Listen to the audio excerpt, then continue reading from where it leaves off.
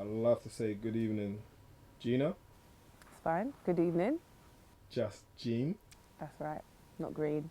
Do you know? But even before this, I remember Christabel.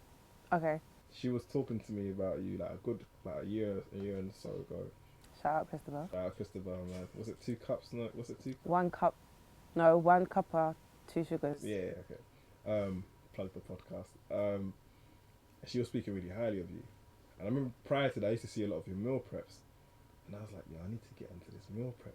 And then what happened? The finances weren't there. but then the thing is that I wasn't aware of some of your story. So let's kind of wind it back. Prior to the physique you have now, what were you? Were you overweight? What brought upon the training? So like when I was younger, from as early as I can remember, I was quite a chubby child. So I've always had issues with my weight growing up. So I was out of all my cousins, I was like the biggest one, and I really, really enjoyed food. And prior to like being how I am now, in my early 20s or like my late teens, I was a bit overweight. Some people say it's chubby, but for me, I wasn't happy with how I looked and stuff. So yeah, I could say I was a bit on the bigger side. Was it when you retrospectively look back at it? Was it diet? Was it emotional eating? What did you put it down to? I think I'm an emotional eater. I still am, to be honest with you. But the good thing is obviously now I know what to eat. But like when I was younger, I used to eat when I was bored, tired, sad, happy, hungry. Like to me, eating was like what you did when you had nothing else to do. So it was like my pastime. So I think, but I was an active child though, but I was still big. So it was definitely to do with my diet because I used to eat a lot. Like if I think about it now, I remember like in secondary school, in year 7, I think I went to McDonald's with like my friends, and it was like their first time they'd had like an adult meal. So they'd been getting like Happy Meals up until like that age, and I was like, raw. I've been eating Big Macs from like when I was like 7. Do you know what I mean? So like I can definitely say it was down to diet. Is not to get personal. Is it a family thing? Is everyone in your family have like? Not really. Like my little let me not call her out. But my little sister, she's thick, right? But her diet is atrocious. But her diet reflects how I used to eat when I was her age. So I can't. Although I'm hard on her, I kind of understand because when I was a teenager, I used to go chicken and chip shop like every day after school, then come home and eat dinner. Do you know what I mean? So like that's what she does now. So I wouldn't say it's like a hereditary thing because my 2 older brothers were very athletic and quite lean. So, but then again, they didn't really eat chicken and chips. So yeah, it's the food. What was the significant moment where you just said like I'm changing it? What was the light bulb moment for you? Do you know what? So the reason why I got into fitness wasn't even because of my physical appearance. So I went for a breakup and became really, really depressed, and I was just upset with life, and I kind of lost myself. So like, for some strange reason, I wanted to go for a run. So like it was going through those moments, then I kind of got into fitness. So I started off running, and then started getting into fitness, and found that I really enjoyed it, and I really had a passion for it, and then took it from there really. So I can't say it was a point where I looked in the mirror and said, okay, you know what, I've had enough of this. It was more my mental state that I wanted to fix, and fitness was my cure in that sense. But the good thing was it also allowed me to work on my physical appearance. So, just Jean. So, I was just thinking in my head, why doesn't your sister eat your meal preps then? Because she's not trying to, she's 16. So she's not here for like eating healthy. Like I always try and tell her, oh, you're trying it. She's like, no. Like she's not interested at all. Like I've tried. If you're on my Snapchat, you'll see. Like everyone says I bully my sister. I don't bully her, but like every time she's eating something bad, I will snap her and be like, oh, look what you're eating. And then she's just like, oh, whatever. She's a typical teenager, so she's not interested in healthy food at all. So when did the meal preps business come into play then? So like when after I qualified as a personal trainer and was doing that for a while, I found that with me when I was training, I think what I struggled with the most was the food side of things. So like I'd go gym, come home, eat jollof rice, eat yam. Like I'm talking 10 p.m. Like I didn't understand how it worked. And then I think I was going to Ibiza, and it was like, all right, cool, I got to go Ibiza, and I thought, okay, I'm going to starve myself. I'm going to train, but I'm just not going to eat. I was eating like crackers and hummus, and just my diet was absolutely garbage. And like obviously I lost a lot of weight because I wasn't eating. And then when I got back, I put on all the weight again because I started eating. And then one of my good friends, his name's Big Bo, he was just like, Gina, you know you can actually like eat food and work out, and it actually works. So he kind of just showed me how to have like a decent diet or eat towards my goals. And then when I started to understand that, that's when I started doing it for myself. And then I just used to put it on my Instagram, like me meal prepping for myself. It wasn't a business or anything. And then I had a few friends ask me, oh, if I was to give you money to meal prep for me, would you do it? I was like, duh. Because I really like cooking anyway. I've always enjoyed cooking. So I thought, okay, cool, why not? So I just tried it out in the beginning, and then everyone seemed to like it. And I remember my first ever client, like he got results within the space of like 4 weeks. And I was just like, damn, this actually works. So I just put it out there and actually made it a business, and yeah, literally just went from there. That must be quite difficult. Is it just you doing the cooking? Literally. How many hours would that take then? I'm gonna say it's like a 10-hour job, and that's not just cooking though. That's like cooking, packing the food, and then the cleaning afterwards is what like stresses me out. But it's worth it though. You have a podcast as well, right? Yeah. What's the podcast called? No Carbs After 7. So the guy I do the podcast with is called Big Man Yus, and he's also a personal trainer. And funny enough, our podcast isn't only about fitness. So a lot of people think it's about fitness or it's about like not eating carbs after 7, which isn't true because I still eat carbs after 7. But it's just, if we just thought the name was cool. And we do discuss fitness topics and food topics in it, but it's just a general discussion between me and him about relationships, music, what's happening, Black Twitter, just anything that's happening really. Can I ask you, this may sound a bit, I won't say controversial, but being a dark-skinned girl, you know, growing up. I mean, now it's in fashion, quote unquote, but when people were in school, like being African, just being the other. I mean, how was that for you growing up? If I'm honest with you, like growing up, I didn't like my complexion because I thought it was too dark. Like when I was younger, you know, in primary school, people call you horrible things. So I got called Blick, like the lot. So like growing up, I didn't really like my complexion, and I think it's amazing that it's that now it's like everyone's on this team dark skin and it's being celebrated, and it's like it's about bloody time because it is what it is. Like the worst thing is making someone feel really bad about something they can't control. I can't control my skin colour. I was born this way, so it's like for you to make me feel really insecure about it, it's obviously very horrible. But now it's being celebrated and stuff, so I think it's an amazing like turnaround, and I'm all here for team dark skin. I love it.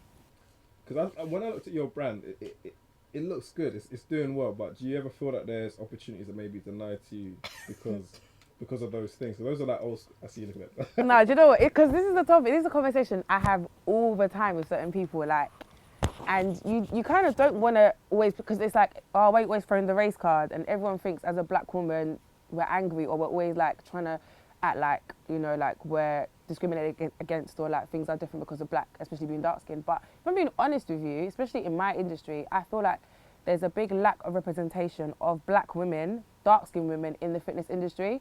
And I think these major brands that do campaigns, a lot of the time you see the same similar faces, and it's not a representation of like the masses or like a representation of society today.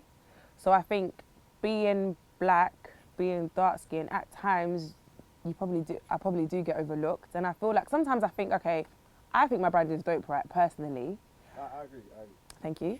And like, I think, okay, I think my brand is dope. Like, I don't understand why I'm not struggling, but like I can look at another girl's page and literally sit there and analyze and be like, okay, cool, what is she doing that I'm not doing? Just literally looking at content and work rate and just stuff like that. And then it's like, I don't want to throw the race card, but it's like it becomes apparent that, you know, this is one of the major differences that there is in it. And it's exactly. And I think it's really, really sad, especially being in the UK and being in 2017. Like, how is this still an issue? I don't understand. Do you know what I mean? But that's what I think for me, one of the major things I want my brand to do is to break the stereotype. Like, I want to be that black girl who didn't sell out, who didn't play ball. Like, I stay true to who I am, and I'm able to make it into the mainstream industry in terms of fitness. Do you know what I mean? Is that so? When we look at the whole brand, is that the focus then? No, I don't think it's part of the focus, but it's a message that I want to put out there. Like, you don't have to change who you are. Like, I'm not going to bleach. I'm not going to become light skinned. Do you know what I mean? I'm not going to have big curly hair like mixed race girls. I'm not stick thin. I'm not size 8. Do you know what I mean? I've got curves. I'm thick. I might be masculine to some, but it is what it is. Like, I'm me. Some might say I'm hood. Some might say do you know what I mean? But it's like, this is me, and I feel like me is good enough. So I don't feel like I have to play ball and sell out to be appreciated by like the mainstream industry. Can we just really talk about that? You recently quit being a probation. Yeah. Is that now because finances are making sense for you to do so, or you just wanted a change of career? I'm not even going to say it's a finance thing. For me, it was just like, I felt like it was time to focus on my brand full time, because I always felt like I was cheating myself or cheating my brand. So it was like, I'd always see it as, I'm spending 8 hours a day at work, working for somebody else who only sees me as an employee number. It doesn't even care about me. Like, if I was to die, they'll replace me tomorrow. Do you know what I mean? And I'm slaving away, stressing myself over this job when I want to be doing something else. And it's all well and good, like, chasing money, but like, I feel like for me, money can't buy money can't buy me happiness anyway. It helps, but it's not like my main focal point. So for me, it was just like, do you know what, Gina, enough's enough. Like, obviously I saved before I quit. I didn't quit and just be like, okay, cool, what am I doing tomorrow? But like, I made sure I got to a decent stage in terms of finances, and then made that transition. Okay, so now you have started to work with some artists. What kind of artists have like sought your advice in terms of fitness or wellness, so to speak? So I'm currently working with Ray Black. So she's one of my PT clients. In the past, I've worked with Adenuga, I've worked with Stormzy, I've worked with Konan from Krept and Konan, I've worked with Wretch. I think that's it. Do you know what's funny? People think like Wretch, what, is that just stamina? Because Wretch is... No, do you know what it is? It was just about the food. Oh, the food? Yeah, it was about food. So like, these people that I've worked with is all for different things. So some has been with food and some has been with training. I see with like Ray, like she's training. Yeah, she's and now she's jumped on the food as well. So we do both. So we're getting her literally ready for like festival season. And so, long term, what is your strategy, and what are your goals now? So like, ultimately, I want to open up a healthy Afro-Caribbean restaurant. That's like one of my like main goals that I really wanna do. I want to create a apparel line, but not just like a. Do you know? I don't think I should even say this yet. Let me keep that bit. Yeah, let me leave that bit. But I want to do apparel. I also want to. I just want to be like a leading fitness brand in the UK. Do you know what I want to do? Do you know who Joe Wicks is? Okay, so if he's called the Body Coach. Oh. Right. Yeah. I want to be the Black him, because you see him, he's sleeping and making so much money. It hurts. It's painful. You write your book now, isn't it? This is what I'm saying. So I want to be that. I want to be the Black Joe Wicks, the female Joe Wicks that like you're so gone in the fitness game that like you don't have to leave your bed. That's the aim. Like now, I remember. Yeah. So like everyone knows the Body Coach, and the thing is, his concept is so simple, but he's managed to literally capitalize on it, and he's doing really well. I will get hammered if I don't ask this question. What are 3 fitness tips that you can give for someone who's starting out who wants to, I won't say lose weight, but they want to improve their fitness? Okay, I'd say have a goal. Know what your goal is, and have a short-term, medium, and long-term goal that you can actually like visualize and write down, because otherwise you'll kind of just be working to nothing and you won't actually feel like you're getting anywhere. I'd say have patience, because a lot of people are like, okay, I want to lose weight or I want to get fit, or they start with the expectation that it's going to be a quick turnaround. So have patience, and I'd also say just embrace the process and trust the journey. Like, I feel like it's very easy to kind of get disheartened when people start because you feel like your results are not great as somebody else's. And you know, like online, a lot of these people are like, oh, 4-week transformations, 6-week transformations and stuff. Like, I've had people message me like, is this really achievable in 6 weeks? And I'm like, yeah, but they probably were eating like 500 calories. Do you know what I mean? So it's like, don't focus too much on everybody else. Like, just be tunnel vision, stay in your own lane. Finally, what I noticed a lot about your journey is that I haven't seen it really mirrored anywhere else. Like, I just remember, I was like, I used to watch some of your videos on Instagram. Yeah. I was like, excuse my language, like, this girl's a beast, man. The way she goes in is like... Stop, I'm joking. But didn't you used to do stuff like, I remember like, did you have people like, would you invite them down to like workouts, or... I used to see some videos like you and some people like training. Do you know what, I'd like to train all my sessions, generally speaking. So like, and especially ones without me, just me in it. I find it boring when it's just me. So like, a lot of the videos I do put on my page are with me and somebody else. So like it's anybody. My friend was like, Gina, you're like a fitness whore. I said, thank you very much. He was like, you have no loyalties to no one. I was like, why? Like, I network and socialise with everybody in fitness. So if someone hits me up and is like, Gina, do you want to train? I'm like, yeah, cool, let's do this. And then we'd plan the session, just film it. And I guess I'm not going to lie, sometimes you do kind of make your sessions a bit more exciting for the gram, because obviously watching someone do like boring workouts isn't entertaining. So like, yeah. So if people want to like hire you, how does that work? Are you fully booked or is it? No, right now I'm still taking on clients. Just send me an email, info@justgene.com. And yeah, and just follow me on Instagram at @just_Gene and the same on Twitter. So one last, do you work out of a particular gym or? So I rent a private studio in Canary Wharf.